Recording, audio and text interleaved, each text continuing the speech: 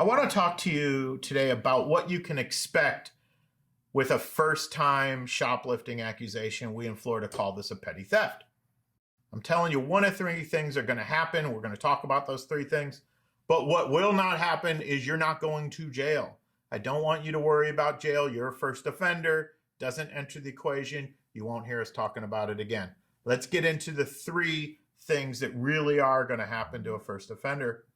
I want to start on a positive note, and that is first offenses like this often get dropped, and we have to work to get those dropped, but shoplifting is a mistake, especially with these self-checkout lanes. We're not all perfect cashiers. I'm not, you're not. And we attorneys can get these things dropped by challenging that evidence or sometimes a lack of evidence. Anyway, let's say that you want dismissal, but you're guilty of sin, which I would say the vast majority of people are probably pretty guilty of this, and that's okay too. That's kind of what we do for a living. If the evidence is bad for you, well, we're still getting this thing dropped. That is no problem. And the way we do this, the way we set the guilty free, it's called a diversion program. It is a glorious thing. You do a few things, you get it dropped. I've got lots of videos on that.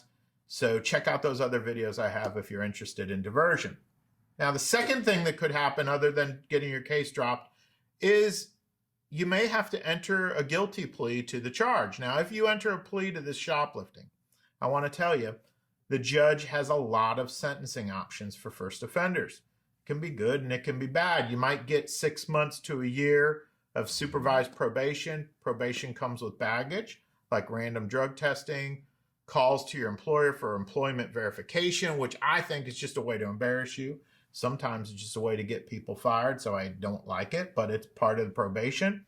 The judge can give you 50 hours of community service, more or less, an 8-hour anti-theft class or impulse control class. The judge may have you pay a fine of around $500 to $1,000. There's lots of court costs on top of that.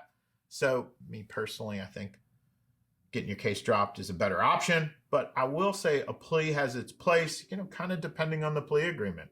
So the third thing that can happen, and this is rare, but I got to mention it because I'm an attorney and I don't want to miss anything. Third thing that can happen is you could take your case to a jury trial.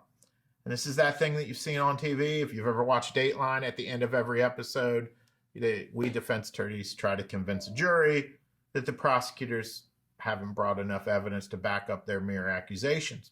And first offenders, I will say, they rarely go to trial on this sort of thing, but I've done it. It happens. It's okay. If you need to, we'll do it.